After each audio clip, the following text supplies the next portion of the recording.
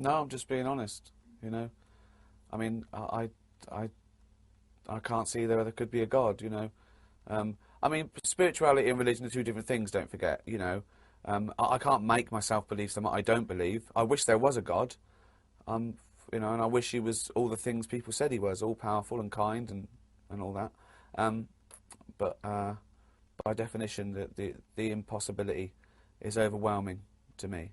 And then there's religions which use that that truth for their own personal gain, and that's something else, and that's abhorrent and disgusting. Religious fascism is the only thing apart from animal cruelty that gets my blood boiling. But people believing in God doesn't worry me at all. You know, I live by Christian values, I suppose. You know, I live by, or any religious values that preaches forgiveness and, you know, do as you would be done by, and, you know, I just do it for different reasons. I do it because I think this is my only time on earth, and I should enjoy it and be part of it and celebrate it and be nice to everyone, because we're animals who need to be loved and lead a decent life. Yeah. If you believe in God and that gets you through and it makes you a nicer person, then so be it. But I don't believe. I feel sometimes that atheists, and I am atheist, not agnostic. One of the few things I'm sure of in life. I think they get a bad press that we take the art out of beauty and the world, which is not true.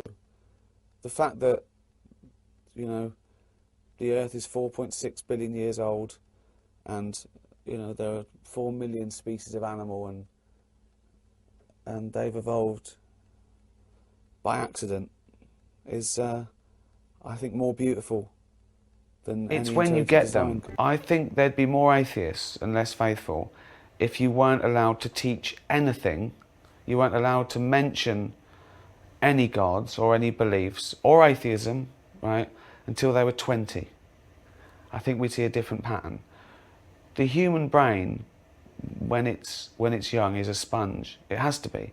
It has to take in all the information. It has to trust its parents, its elders, to survive. Without question, don't touch the fire. Why not? Don't go near the wolf. Don't touch that spider with a red bit. Don't touch that. Why not? Just don't. There is a God. What? There is a God. And if you're bad, you go to hell. Okay? And if that's constantly confirmed, like all the other things, wolves eat you, black widows kill you, fires burn you, if it's given that same level of credence and truth, you're never going to get over it. It's going to be a lot harder to undo that. I think the myths came up, maybe, you know, often as a stopgap to knowledge until we find out more. You know, the Earth is flat, and no, we've proved now, okay, the Earth's not flat, we were wrong, okay? But that's not personal. You don't take that personally. It doesn't affect you. It doesn't affect your afterlife, you know? And so they often want to hold on to that, right? But only because of the way they've been conditioned. We know it's fun to tell children there's a Santa Claus, and there's fairies at the bottom of the garden, and all these cute things. It's cute till they're 7 or 8. If they're 34, it's a bit embarrassing socially. This is my son. What's he doing? He's looking for fairies. Is he? Okay, we better leave. If you're born in India, you're probably a Hindu. If you're born in America, you're probably a Christian. If you're born in Pakistan, you're probably a Muslim. That's a coincidence, isn't it? That you're always born into the right God. Always. Isn't that lucky? I was born under the right God. All those others are going to hell. But I was born into the right religion. I'm going to heaven. It's strange that we hold on to these sort of medieval beliefs. You know, where did the universe come from? God made it. Which doesn't solve the problem for me. Because we straight away say, well, who made God? And if they say, well, he's always been around, well, let's just say the universe has then. Let's just cut out the middleman. It You saves were time. religious till you were about 8 years old, is that right? Yeah, I was brought up a Christian, yeah. And what happened to change your mind then? I used to go to Sunday school all the time. I believed in... Well, you got to realise that when you're a working class kid, I came from a very poor working class background. My dad was a labourer, my mum was a housewife. I lived in a poor estate over here, like the projects. Right? And to a working class mum who... her hope isn't that you become a doctor or a lawyer or an international comedian. It's that you don't die in a barroom fight. And they think the best way to do that is to take on Christian values, which preach immorality, but they haven't got the monopoly on good. This is my point. I'm not a Christian, but I live my life in a good way. And some people say, well, who says what's good is? Well, do you know what? I do. I'm good to people because it's the way I want to be treated. And I don't believe I'll be rewarded in heaven, but I do believe... What do you think will happen to you? I'll be rewarded now. But when you die, what do you think happens? People who liked me or remember me. Are you a spiritual person, do you think? Well, not in that sense, but I get a funny feeling when I see a friend or a mountain or an animal. It fills me with joy. My first love is science and nature, but it's explainable. And just because I don't think that I'm going to go to heaven, I don't think my life's worthless. I don't think... It's not really that. I always think with atheists, because I do believe, and I was brought up a Catholic and remain so. Sure. But, you know, I think everyone's entitled to their own beliefs, Absolutely. whatever they may be. The problem for atheists, it must be so doom and gloom. When you get to like 70, 80 to think, yeah. well, hang on, that's it. Oh, of course. That's the end of everything. That's right, yeah. So you must fear death 10 times more than Christians, don't you? Why? I don't believe there's anything after. Because it's the end. But you're saying you believe because the alternative is too terrible. That's not why I believe, but certainly it's a very comforting thought to think that I don't think it all ends in the box under the ground. But I can't help what I believe, any more than you can. And it's up to you what you believe in. You know, and this thing about not believing in God, there are 2,780-odd gods, and so if you're a Christian, you believe in one of them, and you don't believe in all the others. Atheist, you know, and then that gets changed or enhanced. I mean, there shouldn't even be a word for atheism. It shouldn't exist. Shouldn't need it. There's not a word for not believing in fairies, you know? And if people didn't keep inventing these weird, impossible deities, we wouldn't have to go around denying them. There's a wonderful thing about Douglas Adams that goes against the intelligent design theory. It's a puddle. Oh, the puddle, yes. It's great, isn't it? Yeah. Well, you tell the story. I mean, Well, it's just that a puddle is pondering, and it says, I must have been designed because I fit this hole perfectly. Yes. Which right. is just beautiful. What a beautiful metaphor. Yes. For trying to explain evolution and everything. I also, it's funny as well because they move the goalposts. You cannot win an argument with someone who believes in God. Certainly, who believes in an interventionist God. It's impossible. Well, you've won in the sense that you've tried your best and you think you're right, and they're deluded, but they go away, you know, just as strong. You know I mean, their best argument, ironically, is that it's just faith. Pretty pathetic, really, isn't it? Well, it is pathetic, but they mustn't ever engage in logic. You know, it's like top trumps.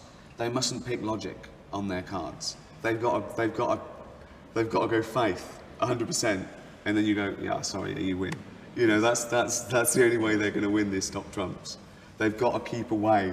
Some embrace science. Some say God started the Big Bang. He invented the Big Bang, and he let it all happen.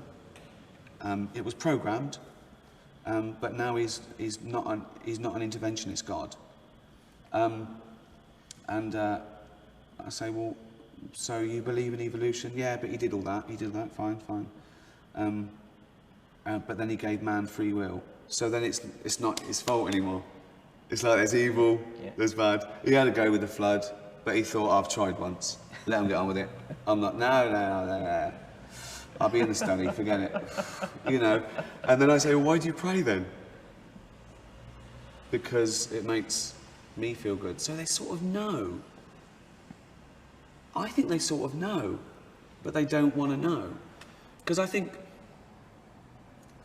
I did a film called The Invention of Lying, where there was a world where, an alternative universe where we'd evolved and no one could tell a lie.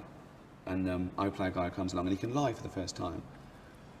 And his mum's dying and she's worried about entering a void of nothingness. And I realise I can lie. And I say, no, you're going to a place where you'll be young again and you'll run and jump and everyone gets a mansion. And it's overheard and it spreads and I've invented religion. Now, I sort of think that did play a big part in religion. You know, what's the point? I've seen people die, but they're looking down on me. They're still around. You know, that's human in a way. That's, you know, we don't want to think we're alone and we never see our loved ones again. Some you'd avoid. Pets aren't allowed. I know people that stopped believing in God because pets weren't allowed in Yes. heaven. Yeah. Well, what's up with the dog? No soul. No soul. Yeah, so it's a minefield, really, for them. And agnostics annoy me more. Oh, yeah? Oh, this new trendy little linguistic piece of logic that since neither can know, you've got to be agnostic. Well, okay, that's fair enough, but do you, follow the same rules with fairies and Santa? No, you don't. Would you tell your kid that we don't know if Santa exists or not? No, you wouldn't, you know. And which God don't you know exists? Which one? Which one don't you know about? Thor. Exactly, Apollo. yeah. I think it's very important you challenge your own beliefs. I mean that's what science does, really. It doesn't constantly try and prove itself right. It follows the evidence, whatever that is. In fact, it tries to prove itself wrong. It doesn't sulk. When science thinks something and then it discovers it was wrong, it doesn't sulk because it found that out too. It's the question I often get, that people say, well, you're an atheist, you know, you're closed-minded. Well, no, I'm not. You know, that's a strange thing to say. I think the opposite is true. I'm going to always follow the evidence, whatever that is. And they say things like, if someone proved to you God existed, would you believe? Well, of course I would, by definition. In fact, it would be the greatest scientific discovery of all time. Scientists would celebrate. They'd run round. At the moment, we have no evidence for the existence of any God or anything supernatural. Never have. Possibly never will, but who knows? We'll cross that bridge when we come to it. When someone puts forward a jar of God, we test it for its godliness, and if we find there's anything godly in it, we'll write it down.